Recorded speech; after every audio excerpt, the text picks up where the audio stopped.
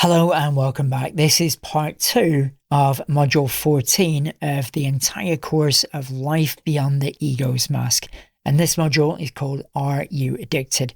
And as mentioned, it's part number 2 of a 2-part series of module 14. So if this is the first video you're seeing, click the link in the description below for part number 1 so you can watch the entire module. As I mentioned in part number 1, anything to do with addictions is a very serious topic. Don't take it lightly. If you have addictions in your life right now, anything that I'm discussing in this video, please use as reference only. And if you have addictions in your life right now, it really is vitally important to take it very, very gently and only make changes if you know what you're doing or gain professional advice of that particular area. Because sometimes changing addictions without understanding what's going on can land you back up at square one very quickly or can have a devastating impact on life. Always remember a phrase, slowly, slowly wins the race. So with all that said, and if you've watched part 1 of module 14 already, let's begin part number 2.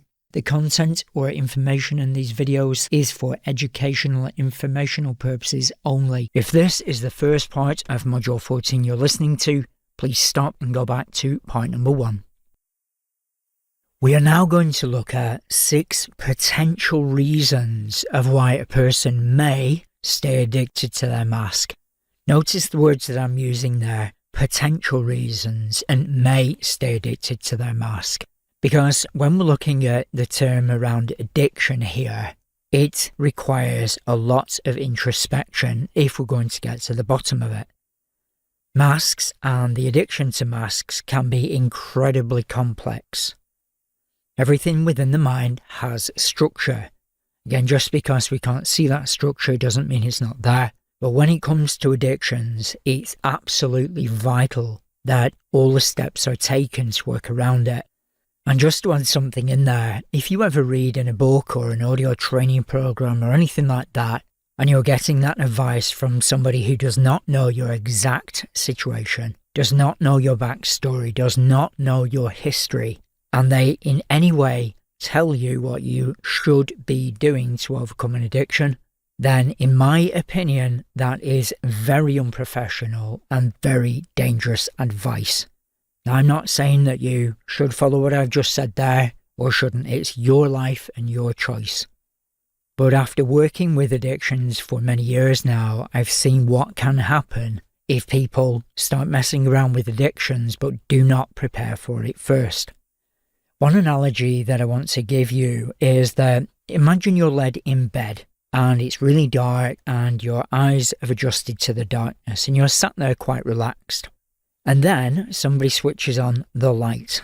And imagine it's a really bright light. If you imagine that scenario right there, what is the first thing you're going to do?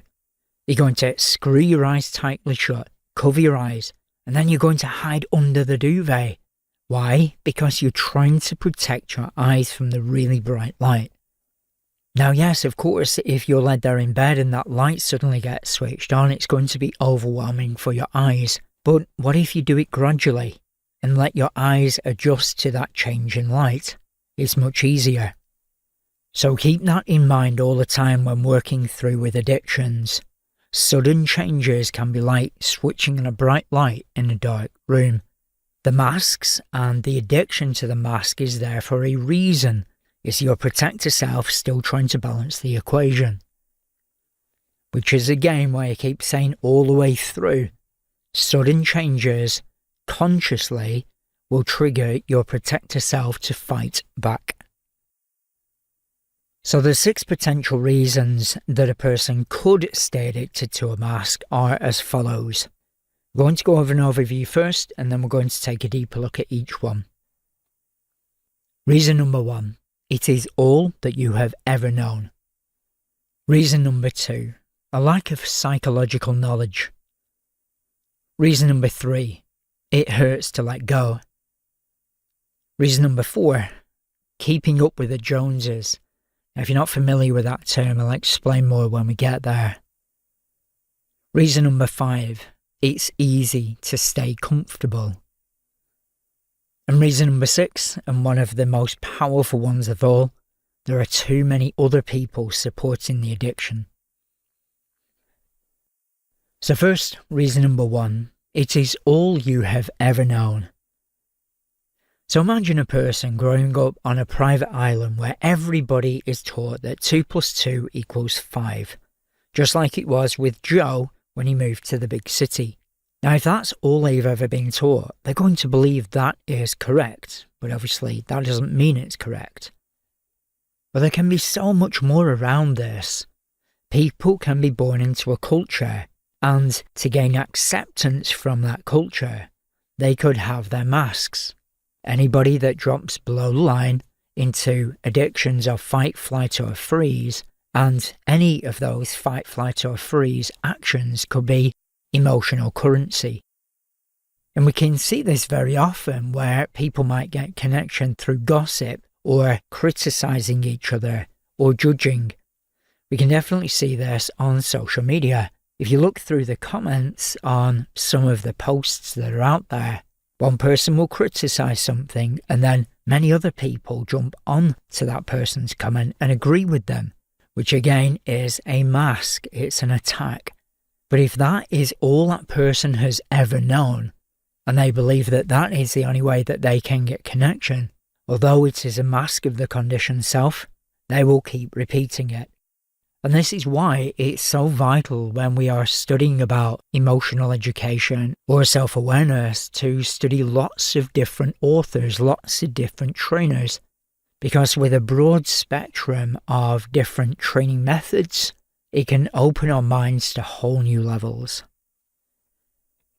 So one question I always suggest everybody to ask themselves around reason number 1, it's all you've ever known, is, were there any values of the culture that you grew up in which were masks, and if you look back on them now, you realise that they were masks, even though they might have been very detractive away from what you wanted to achieve.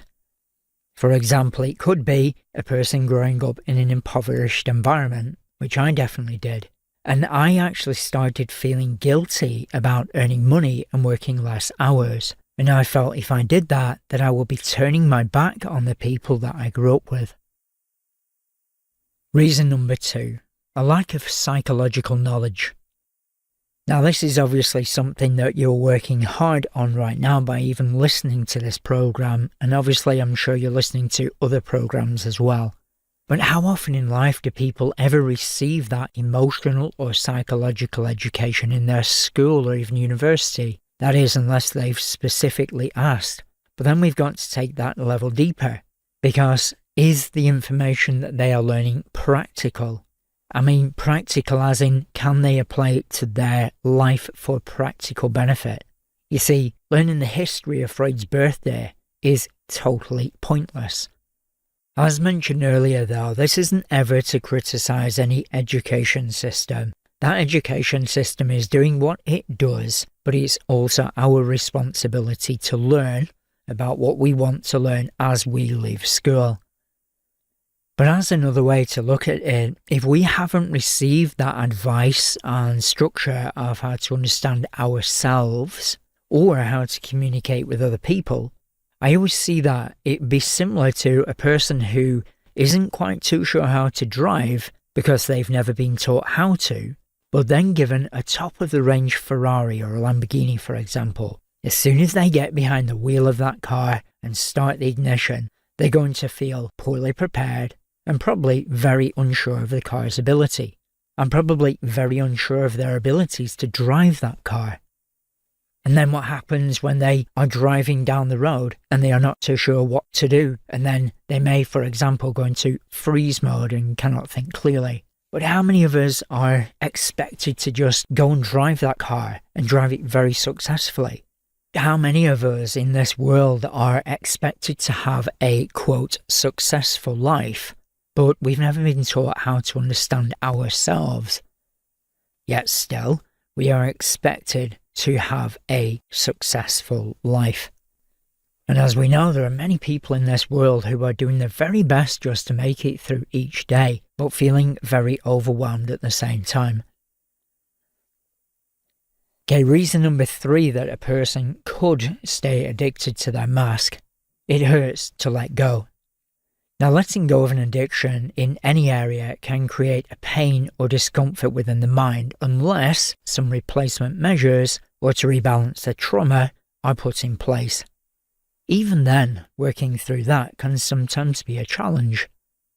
For many people, the longer they have been addicted to their mask, the harder it can feel to let go of. Notice what I said there: the harder it can feel to let go of. We become comfortable with that mask. It feels secure. And then sometimes in a person's life, as it did with me, that addiction of the mask becomes so tightly interwoven with that person's world that they don't even realize it's a mask. Back to the sugar and salt. How many people in this world who continually check social networking sites or constantly text their partner, constantly contact their staff unnecessarily, or feel the need to constantly buy things, would actually go on a detox with no replacement for the mask? Although a lot of people would say, yes, I will. The truth is, not many people really do. Or they might do it for a short period of time, but then soon enough they subscribe back to that mask. Why? Because it causes pain, and the mind will always move away from pain. In workshops, when I'm talking around this area, I suggest it sometimes for students to do for an evening or maybe even a few hours. Most people come back and explain that their mind was a flood of excuses of why they have to check in with their partner, why they have to check their social messaging sites. And as we can now see, the reason if they don't is because it brings up that discomfort. So for reason number 3, have a reflect on how it would feel for you, for any of the masks that you have, for giving them up for half an hour, or an hour, or even a day. Your conscious mind might say, yes, I can do that, but reflect on it. And I want to add in there, because this is very important, I'm asking you to think about stopping the addiction. And this is another reason why I always explain, if you are going to look at changing any addictions in any way, whether it be alcohol or narcotics or working long hours, make sure that you take all the preparation you need before making changes. Okay, moving on to reason number 4, which is keeping up with the Joneses. Now, I don't know if this phrase is all over the world, but it definitely is in the UK, and it basically means that there are 2 houses next to each other. In one house lives the Smiths, and in the other house live the Joneses. And then one day, the Joneses get a £50,000 car, for example. And then the Smiths, feeling that they don't look as good as the Joneses now, buy a car that's £55,000. But then the Joneses decide to go to the Bahamas for a 3-week vacation. But then the Smiths feel that they have to go on an even more expensive holiday. The reason being, they don't want to look lesser than the Joneses family. And then the Joneses go and do something else, and the Smiths try to keep up with them. So basically, the phrase keeping up with the Joneses means that a person does not want to feel inferior to other people who they see in society or on social media, who have more or do more than they do. And I'll heavily emphasize on social media. It is a well-known behaviour pattern that many people in this world will try to outdo each other in life. Now, if a person naturally wants to achieve something, then that's very healthy. But the area that we're talking about here is when a person has a drive to succeed, but only to prove that they are as good as another person around them, or sometimes better than other people around them. Now, as we can see, this goes directly back to a shame self-image where a person says, I am not good enough, but then gets external validation from what I do. So if, for example, a person doesn't believe they're good enough in who they are, but then has £1 million, for example, in what I do, then if somebody next door has £1.5 million, then that person who has £1 million might feel inferior. So then they get £2 million. But then the person next door, the Joneses, gets £3 million, to which the person at Smith's feels inferior again and gets the next level up. And it never stops. But always keep this in mind. Anytime we trace our self-esteem through external validation, it is no different than a cat trying to chase a laser around the room. The cat will jump on the laser thinking it's caught the laser, but obviously it looks under its paws and it's not there. And I tried this for many years, by the way. I went for the aim of the corporate world, or the physical ability world, or the money world, and no matter what I achieved, it never felt any different on the inside, which is what I mentioned right at the start of the program. I went through the self-acclaimed gurus and achieve your goals, and I achieved a lot in the external world, but it never changed me on the inside. And this is obviously where the contractors can easily step in. We see people on TV with the perfect abs, and the perfect weight, and the perfect car, and the perfect whatever, and especially when celebrities get involved. Those celebrities who appear to have it all, the rich and famous people who we should all aspire to be like. And then they sell their books on their perfect diet plan and how to lose weight or how to succeed in whatever area of their life. Just because somebody is a celebrity on TV does not mean that their advice is good. Back to Module 3. Are things as they appear? Question everything. Although many people, especially online, post images of a very successful life that they're having and they are unique and don't follow the crowd, in my personal opinion, and doing many, many years of research on this, I have seen many of those people who claim that they are unique and don't follow the crowd living the exact opposite way that they are claiming. Unless a person starts to wake up to the con and realise their mask is an addiction and then to face their underlying trauma, it can sometimes be very comfortable to create a belief, well, my friends are doing it, my family's doing it, celebrities are doing it, so why shouldn't I? Because, after all, we wouldn't want to separate from the pack and be different, i.e. all alone, would we?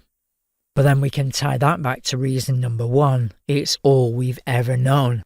You see, if we've been in a social ecosystem where everybody's doing the same thing, then it could, in our subconscious mind, be a reality that if we do something different, apart from our mask, then the only world that we have ever known will abandon us and we will be alone. Which is why you can see people all over the world who are very, very intelligent people still stay addicted to their mask. Because it's not necessarily what's going on in the conscious mind, but what is going on in the subconscious mind. Okay, reason number 5. It's easy to stay comfortable. Now, anybody who's ever started an exercise regime will know that it can feel like the body is not really that comfortable doing exercise until that habit pattern takes over. Now, this is back to that pain gratification cycle, which is always, again, remember, the protector self will always move away from what it sees as pain. A body which is not used to exercising will feel discomfort when it's forced to move beyond its current limitations. But once that habit takes over, the feel-good factor hormones are flowing, exercise can become much more pleasurable. That is, for example, unless there was something much deeper going on behind the scenes, which, as we know, there can very often be layers beyond layers beyond layers. Now, this in many ways is similar with the mind. Yes, we all have a desire to grow and be our true selves, but like electricity, our mind will always do its best to get there in the quickest possible manner, which is taking the most effective route. But sometimes quicker is not more effective. If the habit of a mask is the most practiced habit in that person's mind, then it will be a very strong bond. Hence, changing any habit of using a mask in the initial stages is going to feel challenging. especially if the protector cell feels that changing that mask without any alternative solution is going to draw you closer towards that thing that it's trying to hide the mind from. And this is why, in life, when a person is under pressure or overwhelmed, the quickest assumed way to survive our discomfort underneath is to do what is easy. See, changing habits take time, and sometimes they're very uncomfortable to do. And we have to build that discipline of being uncomfortable. And this is where the contricksters step in and take advantage. You see, so many people in this world are sold that buy now, pay later attitude.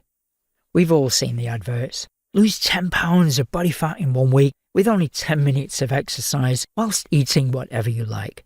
Or become debt-free by taking this station loan. Blah, blah, blah. And yes, that might sound quite patronising to those statements, and I'm intending it to be so, because they are a con. You see, you're not going to lose 10 pounds of body fat in 1 week only exercising 10 minutes a day and eating whatever you want. Or if you do, your body will go through hell and back doing so, and it will probably gain it back soon enough. And it's very unlikely that you're going to be debt-free by taking a consolidation loan by somebody who is paying for adverts on social media. I remember somebody saying to me once, and I believe this completely, they said, if something sounds too good to be true, it is. Not probably, it is too good to be true. Now, if we go back to what we started sharing right at the very start of this program, these kind of products, these quick fix options, are offered to those people in the world who are under immense amounts of pressure. Those people who are waking up at 3 a.m. terrified that their life is falling to bits, or they are overwhelmed with anxiety and just do not know what to do because they are so overwhelmed. And as we now know, it is a person when they're in that state who is open and vulnerable to the con. Again, last but definitely not least, reason number 6, and a very dark one, too many other people in our social ecosystem support the addiction of the mask. And make sure you write this down, because of all of the 6 reasons, this really is a very powerful one. Now for this, we may take a slightly paranoid view, but it's a very real view of the world for some people. For some people with a mask, an effective way of reducing their anxiety, so they hope and believe, is for example to buy new clothes to change their appearance. Buying a new wardrobe of clothes creates that feel-good factor and gives them that rest from that internal anxiety. It also offers them a distraction because it's a mask. It also offers a distraction from the feeling that underneath they may perceive themselves to be worth less, because that centre circle believes it's not good enough, so they then externally validate through clothing. Now, if you take a person in that scenario, how many shopkeepers and shops out there are ready to take a person in this position's hard-earned cash in exchange for that shiny set of clothes, that when they have those clothes, it seems to make all of their anxiety simply vanish? Well, as we know, that will be temporarily, but the anxiety is going to come back soon enough. Well, what about if we take 2 people and we start to introduce codependence here? We could take person number 1, who is feeling very alone and wants somebody to care for them because they believe underneath that nobody ever wants to be around them. And then if we take person number 2, who feels exactly the same way. Now what then if person number 2 starts to say to person number 1, I will be there for you in every way, shape and form. I will care for your every need. We then have to ask the question, are they saying that because they really mean it, or are they wanting that person to feel dependent upon them to feel safe? Or again, as discussed, what about those employees who want to impress their peers so they feel accepted through their work? How many managers or owners of companies would offer praise because they realise that their staff work much harder on long hours, which then creates huge profits for the company? Now, what I've just shared there can sound quite dark and manipulative, and Yes, there are people out there who are living that way in that codependent cycle, but obviously it's never to insinuate that everybody does this. Buying clothes, for example, or getting praise may be from a true self-creative expression. Also, as mentioned, and I will keep mentioning all the way through this program, that in my own opinion and research, the great majority of people out there who do meet other people's needs in a codependent way have no conscious awareness that they're doing it at all, but it is a learned program from their past. Codependent relationships can be extremely draining on both parties' self-esteem. Keep in mind at all times, if we stay addicted to that external validation, it's going to be taking energy away from that center circle, who I am. Then, even though both people might feel that they are getting that high from each other, as time progresses, the more they attempt to help each other and support each other through external validation without realizing it, the more trapped they both become in the contract. They don't realize they're conning each other. They don't know that they're conning each other. They're good people, they just want to help each other out. And this is why psychological education is absolutely vital. However, this is where we can see the tangle get deeper and deeper, because the more they help each other, the more the alleged pain or anxiety seems to reduce. So those are the 6 potential reasons of why a person may become addicted to their mask. Like say that last one about the codependence, for me, as a trainer from all of the years research I've ever done, that is one of the hardest ones to break. Because if 2 people are externally validating each other's mask, although they might feel really good while they're doing it, they are also weakening that I state in each other without realizing it. Let's now take a deeper look at the codependency within a mask and the addiction.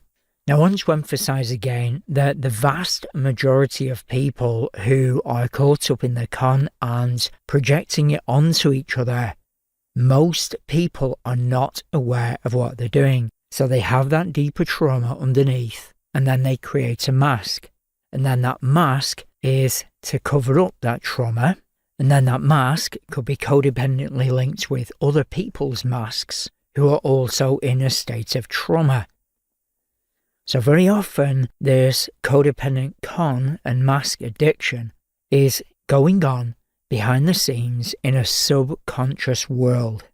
So then if we take a look at what we discussed earlier, the shopkeeper of the clothes shop, they may feel that they are more valuable to other people in society, external validation, through the more clothes they sell. However, they may feel, they may feel that the more clothes they sell, the more they avoid their anxiety. I run a very successful shop selling clothes, so then my mask is more secure because I am good enough for what I do. So then they will want to sell more clothes, and therefore they will look for customers who are more eager to buy, which means they are looking for customers who are easier target to buy what they're selling. If the easier target customers are those people who will buy through their mask a certain way, which is external validation rather than who I am, then this, subconsciously, could be that shopkeeper's focus, which again now we can see as a codependent contract for both people. These are not evil narcissists gaslighting each other. They are just people trying to get by their daily life while covering up their anxiety. But unfortunately, obviously out there are some businesses that do know what they are doing and they are tapping into people's insecurity. And this is why some clothing manufacturers can offer the same cheap material but put that well-known fashion label on it and then just triple the price. I remember a while ago when I was in a shop in the UK and I saw a simple cotton t-shirt and it was 65% polyester, 35% cotton, and it cost £380. Just out of curiosity, I was never going to buy that, but just out of curiosity, I actually tried on that t-shirt and it wasn't the nicest feeling t-shirt at all. But obviously because it had that fashion label on it, a lot of people would have still bought it. In the second example above, we saw two people who are both feeling alone and that nobody wants to be with them. So person number 2 played the "I will be there for you and be anything you want me to be" with person 1. And obviously because person 1 was feeling alone and wanted somebody to be there for them. Again, both people might be completely unaware of what's going on. They might have that very low self-esteem because the centre circle, who I am, is seen as not good enough. They are externally validating by taking an action or a behaviour of being there for somebody else. And this is how a lot of romantic relationships can become codependent. And in the third example, we saw the manager who lavishes praise upon their employee who chooses to work 80 hours in a week. Now, if we take a deeper look at this, it could be that the manager has low self-esteem themselves and they want to feel valued and respected. So if they give praise to their employee, the employee might see the manager as a pseudo-parent and then give that connection to the manager. Then the manager may feel that their words are important and valued by another person. So looking at this in a different way now, it's plain to see that using the words con and contrickster can now take on a whole new meaning. And as I've mentioned earlier, it may not be as sinister and dark as it may first have sounded. But I needed to word it in a cold way to get the message across that we can become addicted to the mask. In many cases, the reality for people doing the above actions, and many others, is usually simply that they're just trying to get by in life. They have a trauma, the mask covers up the trauma, they subscribe to the mask because it gives them that respite from their anxiety. Yet the truth is that whether they are consciously aware of what they are doing or not, if a person is taking those actions from the driver of the mask, the codependency con will still be being played out. Here, ignorance is not bliss. So once again, it is all about recognizing each individual situation and analyzing it as an individual situation. We can have one person who is a manipulator. They know what they're doing. They know that they are getting their target to focus on what makes them insecure and then taking advantage of that. Yes, it will be coming from an underlying trauma, but if they are consciously aware of what they're doing, then that is clearly wrong. But again, for most people who are caught in this codependent con, it's just that they don't realize they have a trauma underneath. They subscribe to their mask. Their mask gives them that sense of peace away from their constant anxiety, so they keep going for that hit. Unless they choose to work on their trauma or change the mask into a more healthy one, they will still be in that codependent loop until things are changed. They will stay addicted to that mask. Separating the sugar and salt. Now we have a whole module on this around creating a cocoon, but just to give you an introduction here, the message which I want to get across here is that we do have options and we don't have to suffer from low self-esteem if we don't want to. But I am fully aware that what I've just shared there is much easier said than done. There can be so many things that we have to work through if we want to get to that place where we can be our true selves. We might be physically exhausted, overwhelmed with anxiety-based thoughts, caught up in a social ecosystem that makes it very difficult to get time by ourselves. And that's just to name a few.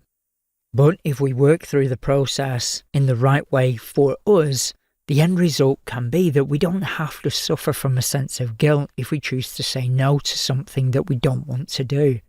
When you learn how to control a mask, you control the con attached to it. Then you can stop the con and the addiction by altering your perception of life by releasing the Pandora's box memories. Again though, there is a lot more to this area than meets the eye. And if you're going to work through it, it's going to require a lot of careful introspection. But the one thing that you will notice, if you do choose to step out of the mask and stop the addiction, for you, your mask world would stop. But for other people's worlds who are addicted to the mask, shops will continue to offer their sale ends today products. Weight loss products with images of scrawny beach bodies will still pack the shelves, and other situations will continue to try to emotionally control and guilt trip people to get what they want.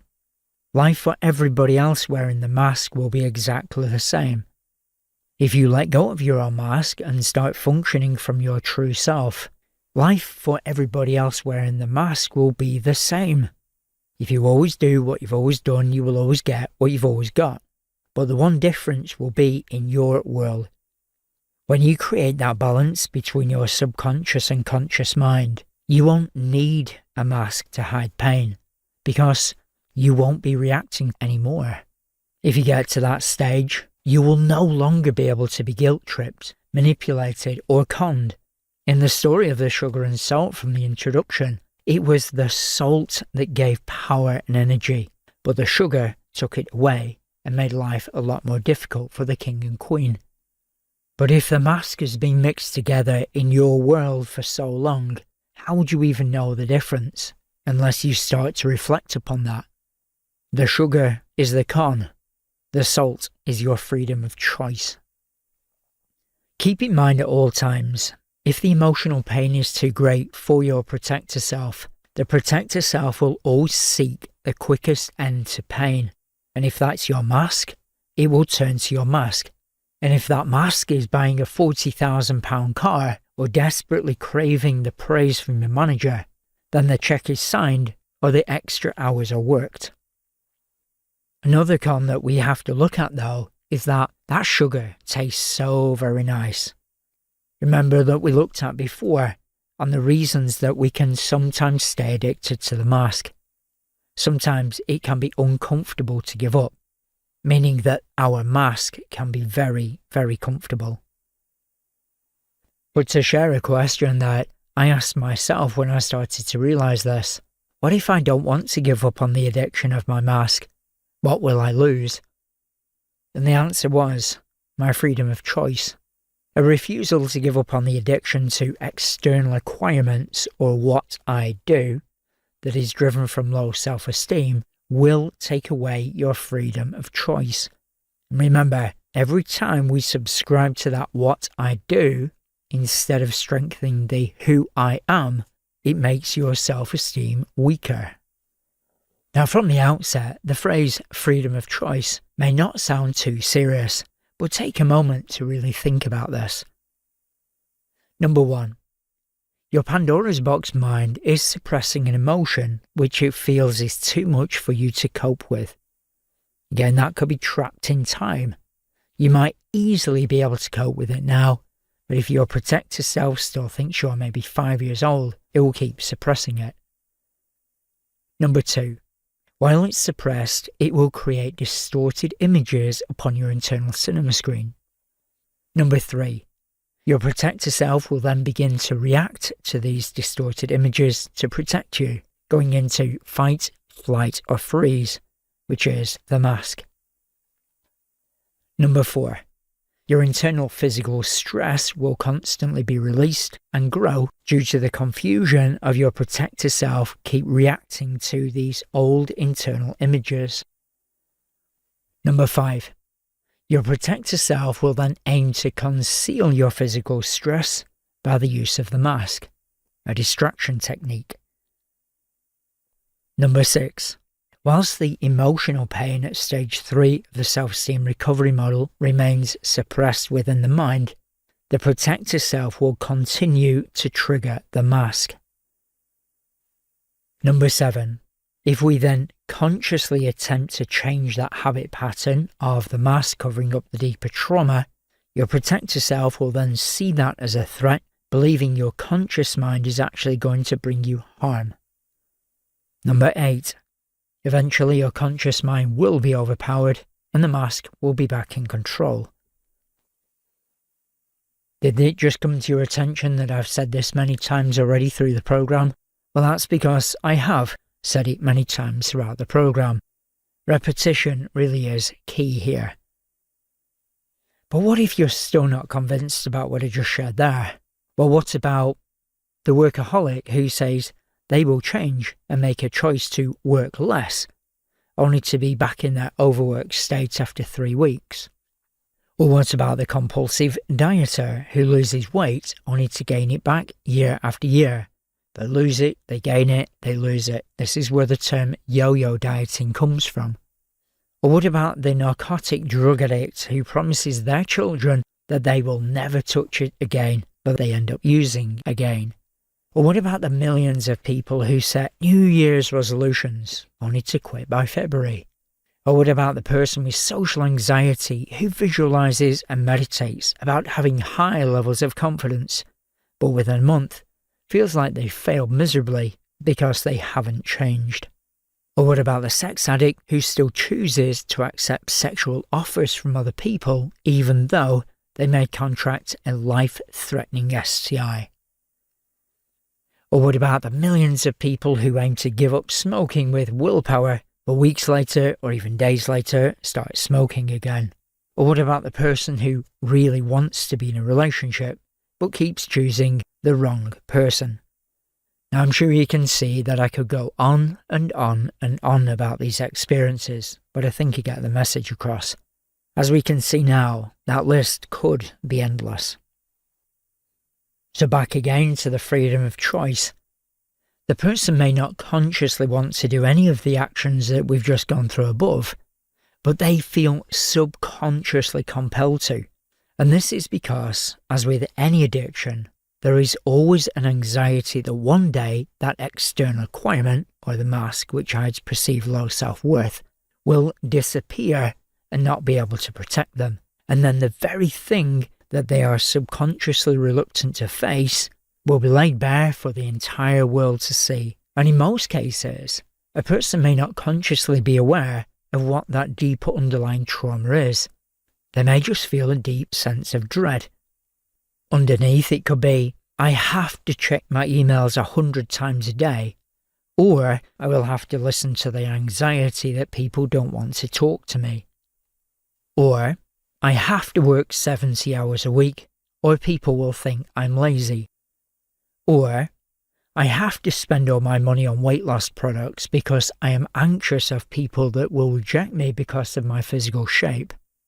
Or, I have to buy the latest phone, even though I don't have the money, just so I fit into my social group.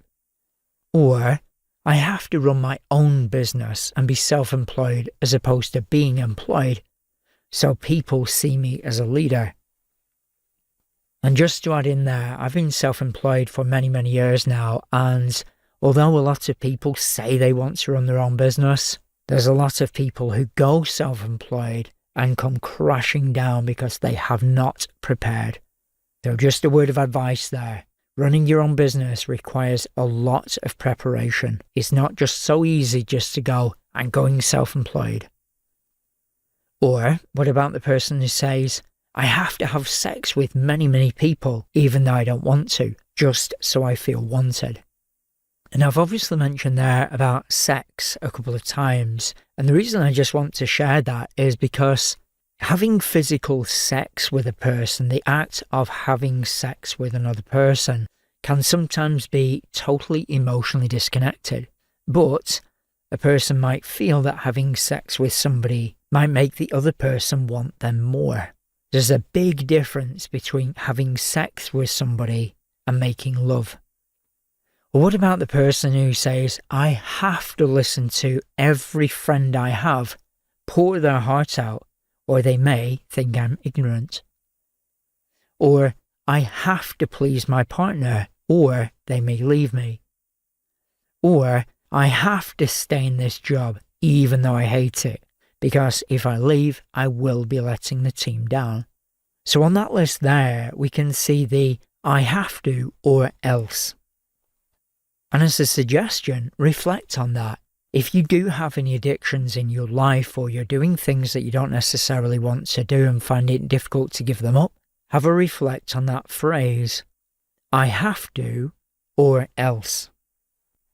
When a person is caught in the addiction, the one distinguishing factor that they very often will display is that they cannot give up what they are addicted to without feeling some form of pain. Now, this form of pain could be also known as withdrawal. Keep in mind that image that you're led in bed, the room is very dark, and then somebody switches the light on. The mask is like the dark room, and the light could be the trauma underneath. If it's suddenly exposed to the eyes, it's too much to deal with. This is again why it's very important, if you are going to work through an addiction of any type, take it step by step. Now, talking about that loss of freedom of choice, well, is this going to happen because while the mask addiction remains, a person will only choose the thing that they know stops the pain. Or in all reality, it's the protector self. So if the protector self forces the person to choose their mask, therefore it is suppressing the true self. And while we stay in our conditioned self, or the mask self, rather than our true self, it will control everything in our lives. It will control the amount of money you earn. It will control the people that you spend time with. It will control your addictions. It will control your coping mechanisms. It will control your emotions. In essence, it will control your life. But again, I just want to add one last thing before we move on. Even though I've just shared that if we are in our mask, it will control so much about our lives. If the conditioned self is in action, it will suppress the true self. So we can either be our conditioned self or our true self, but we can't be both simultaneously. But again, even though when I've gone through that, although it can sound really overwhelming, feeling that we might be trapped behind our mask, it is absolutely vital that you take this step by step, even though there's been many hours of this program so far. But one thing just to add before we move on from this particular section is that I know I've just shared that if we are living in our conditioned self or a masked self, it will be suppressing our true self. And yes, that's not enjoyable to hear. Nobody wants to hear that. We want to be our true self. We want to be free. But again, and I really do hope you hear this is not going to be a quick fix. But again, from myself who's gone through this process and understood it and tripped up many times and been conned and been manipulated, if you want to get the results, you have to reflect on your particular experience and work through it step by step. But if we take a person out there and they don't want to put in the time and the dedication to go through the process and they want it now, well, those are the exact people that the contricksters are looking for. And whether that is a contrickster who doesn't know what they're doing and it's all subconscious behind the scenes, or, and unfortunately this clearly exists in the world, the contricksters who do know what they're doing. They do know that they are emotionally manipulating people. They are looking for extremely vulnerable people to sell their contricks to. I remember once, many years ago, I went on a free 2-day introductory course, and it was lame to say the least. But I'll always remember one of the people who was doing a presentation who said one of the most grim phrases I have ever heard. And he said, if you take out a loan from your bank to go on an upgraded course, which was £2,000 or £3,000, I think, then that loan is an investment in yourself. So they were not telling people to go and take out a loan, but they were hinting that if they do take out a loan, i.e. put themselves in financial debt, then they were implying that if a person took out a loan to go on their upgraded course, then that was a good thing because they were investing in themselves. Now that is a blatant con-trick and extremely unprofessional, but one of the worst combinations that you can ever see is a contrickster, a vulnerable person, and money. So just to summarise this module, if you are currently in a situation where you are subscribing to your mask, You are in your conditioned self because it's covering up something deeper within. You have two options. Option number one, you take the time to understand your particular situation. And if, for example, you choose to work through it by yourself or you choose to work through with somebody else, again, do your research, then that is the time that you will invest in yourself to get longer-term results. Or you could subscribe to the quick fix method and say, I don't want to take all that time. I want it now. Where there will be some happy, smiling, quick fix guru clicking their fingers and saying, I can get you results yesterday. But one thing you have to keep in mind here is that you are responsible for your life. You can take either of those two options. It's your life and it is your decision. And I've been there myself. When I was going through the darkest years of my life, I wanted an end to my pain there and then. Of course, I didn't want to spend time reading all those books. Of course, I didn't want to spend the time going through self-reflection exercises, going to therapy, constantly journaling, constantly meditating, constantly setting goals. It was tiring. It required a lot of discipline and facing uncomfortable truths. But as I also mentioned to you, I spent 10 years caught in that quick fix guru world. And as I've shared with you, it didn't get me anywhere. It just masked over the problem. But as I also mentioned, although I didn't get any results, I was actually much worse off by subscribing to the quick fix masks. Keep in mind at all times, it's your life and it's your responsibility. Yes, putting in the work, putting in the dedication, putting in the time might not feel enjoyable.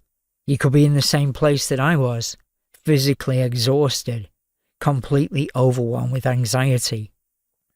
But it doesn't mean that you have to take action and read 1,000 books in a day. Just start with one book and then build it up. Or download an app. Put something into your life each and every day.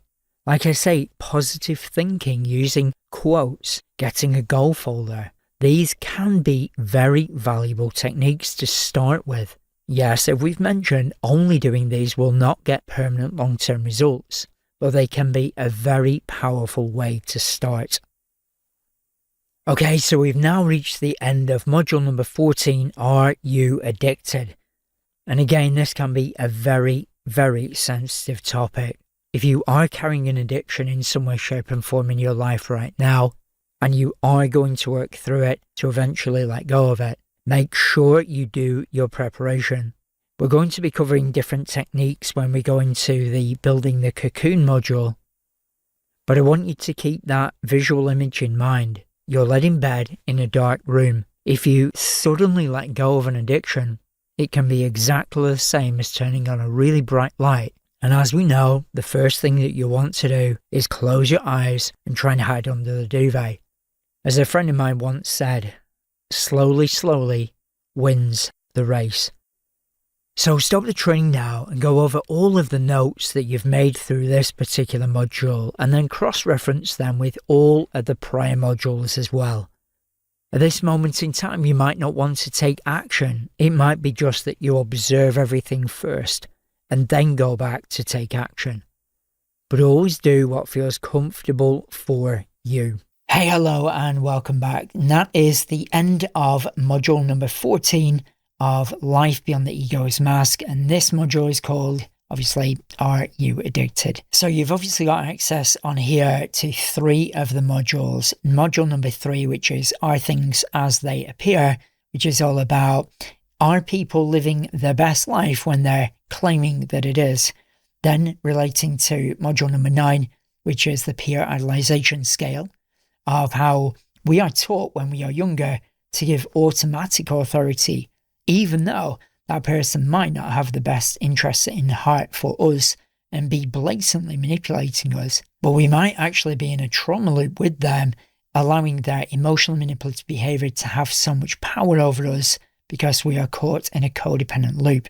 Leading on to module number 14, which we've just gone through now, of we can become addicted to that external requirement, thinking that If we don't feel good enough inside, it may be related to shame or low self-esteem. We externally validate our worth, but unfortunately, no matter how much we externally validate, it never feels enough. So we want more and more and more. And it leads us into an endless trap, allowing other people to blatantly manipulate us, selling us our mask in the hope that we can cover up that internal pain that never seems to go away.